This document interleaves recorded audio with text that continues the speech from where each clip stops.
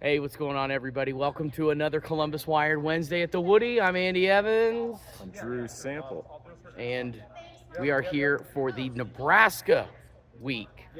Nebraska week. Been 2 weeks now, Drew, 2 since weeks the since the Buckeyes have close played, loss. since the close loss to the Oregon Ducks, and had a bye week last week. We're back down here. They didn't even have any interviews last week after the loss during the bye week. They said, nah, no, thank you. But we're here, and it Yeah. was an abbreviated week, though. It was quick. Yeah, we had some side interviews with some players that we did not participate in. We had 4 interviews at the tail. We only had 3 players, and then Coach Day. Um, I recorded Emeka Buka and Travion Henderson, and shoot, both guys really. So, I mean, they said that they. Yeah, what did you hear? It wasn't. Let's start with Yeah, let's Mac was well the first. let's say this. I got Ryan Day, I got Cody Simon. Once again, technical difficulties. But I'm gonna fix that for Cody. Ryan Day is good to go though. Yeah. But let's start with Ryan Day, head coach. I heard some interesting things. He was only talked for like 5.5 minutes or so. Like Usually it's like 15. yeah, it's usually right around 10. For 10, the yeah. lightning round, it's like 10. Only talked for like not even 6 minutes. But he, one of the interesting things though that you were able to go back and hear was after during the bye week last week. Basically, he said they chewed on the loss for a couple of days and they were really kind of spitting nails down and out. But then come Wednesday, it was okay.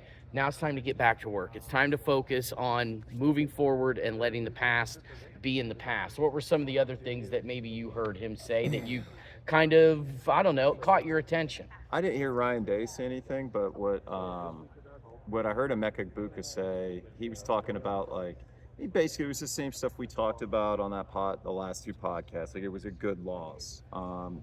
That the flaws were always there, but they had the opportunity to let them come and present themselves.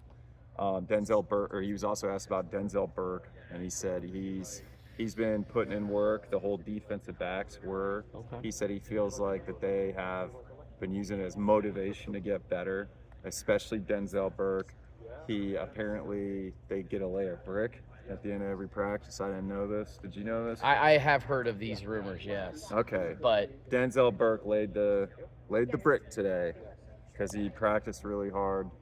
what about Trey? What did he have Trey, to say? the first thing he came out and said was that Ryan Day pretty much took responsibility in the locker room after that loss, said it was all on him. He should have coached better, he should have prepared better. And then Travion Henderson said, we all jumped in and said it's all on us too. I think Trey was also asked about Josh Simmons and the backup tackle. That was one thing Ryan Day mentioned. Yes. Yeah, and he said that, as a team, we all believe in him, we all have his back, and they don't seem worried about it at all. And that is Zen Maholski. Ryan Day. Interesting name. Yes. Zen Maholski. And he spells it Michhalski. So he's Polish. But Polish. the C is silent. This guy over here. Sorry. My I family's don't. Polish. And so is mine actually. Yeah, you know how they talk. Yeah, they're crazy like that. But yes, Zen Maholski, the C is silent, but Zen Maholski apparently is the left tackle taking over for the injured Josh Simmons, who is done for the year. Yeah, it's pretty bad injury. Yeah, it was. Usually the non-contact ones are the bad ones, right? I mean, those are like season enders. And he is done, unfortunately, for the rest of the year.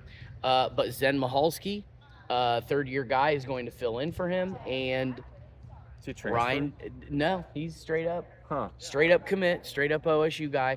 Ryan Day, confident. Travion Henderson's confident. Proof is in the pudding. We will see how well he pass and run blocks. I was not disappointed with him taking over for Josh Simmons in that Oregon game. You know, I didn't notice. there you go. And if you don't notice, Yeah. then I'd say they're doing a pretty good job. There was some talks that they thought maybe that was the running game. Something else Travion Henderson talked about was how Judkins had fumbled.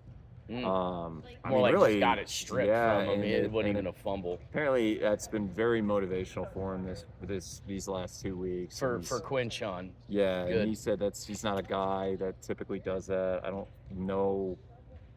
know if he's fumbled in a game before. I don't know about Ole Miss. Yeah, I don't watch. Honestly, Yeah. I mean, they got a guy that coaches that team that got fired in a parking lot. So I don't know. Anyway. Well, nonetheless, though, Zen Mihalski's the guy that's going to take over. Like you said, you didn't even really notice in the Oregon game that that Josh Simmons was out. Trey is talking good stuff. Emeka's talking good stuff. The last guy, Cody Simon, was also, he was kind of talking the obligatory talk, that they're using it as motivation and fuel. Here's my thing, dude. We heard that 2 weeks ago. Yeah, we heard all of this 2 weeks ago. Lots of fluff. During the Oregon week, and they were talking about how they were practicing with an edge. And okay, we saw an offense come out and have a good game against a good Oregon defense, but that Ohio State defense, did not play with an edge. It did not. So what kind of defense are we going to see this weekend against the Nebraska team that just scored a whopping 7 points against Indiana in Bloomington? Got their ass kicked. I mean, got smoked, 56-7. What kind of Nebraska team? Let's put it this way. Let's not look at what kind of Nebraska team are we going to see coming in here. I guess it's obviously what kind of Ohio State team are we going to see against Nebraska. And Drew, are the expectations against Ohio State now elevated to beat Nebraska by the same amount, if not worse, than what we just saw Indiana, of all teams, clobber Nebraska? Is that fair? I don't think that's. Here's the thing. I think that we should expect OSU to blow them out. I think we are expecting a blowout. I think if they. Do we know the spread? I don't know the spread. Okay. To be honest, I don't know it either. I think that if OSU wins and it's like 42-7 or something like that, or they look dominant. Okay. If they go out there and they look dominant, I think it's fine. But we talked about it on Sunday. I mean, at this point, we didn't get a chance. Everything went so fast, and I actually talked to Tim May, and he said he wanted to ask about Indiana as well and what their thoughts were about how good Indiana is this year, and like they have a good coach, and we're the best team left on their schedule. But they play Michigan first, as we mentioned. They just blew out Nebraska, and now they're coming to Columbus, and they're coming. Typically, I think we handled Nebraska. We've handled Nebraska since they joined the Big Ten when they come into town. I would expect to see that. Something else Travion Henderson said was he thought that loss humbled them as a team, and I think that I said that that's what they needed. And, Meck also talked about how rare it is to have an undefeated team. A lot was talked about the 2014 national championship team, that first run that first and only national championship Urban Meyer had with the Buckeyes. And, they talked a lot about that team is loaded, but that was a one-loss team. Mm-hmm. And I think that,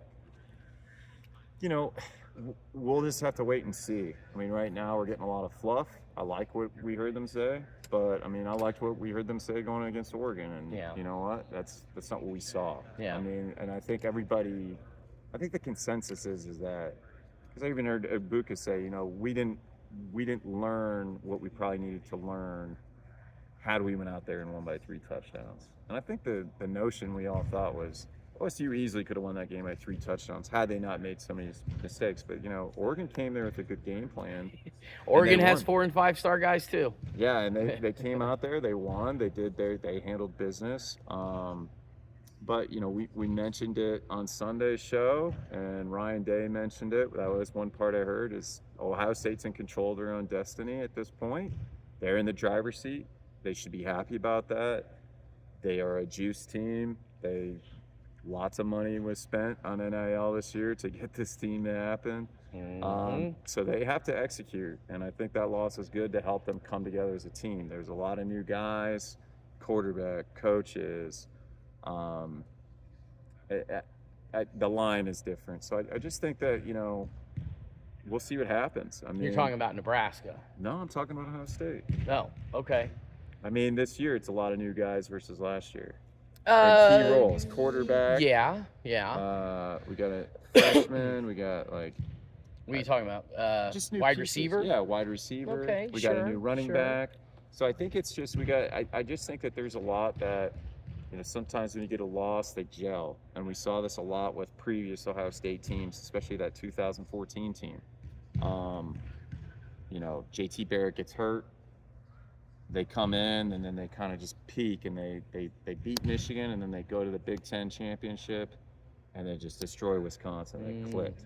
And then the 2018 team that didn't make the playoff, which I think should have, the way they blew out Michigan, the way they clicked at the end, and they took that momentum into 2019.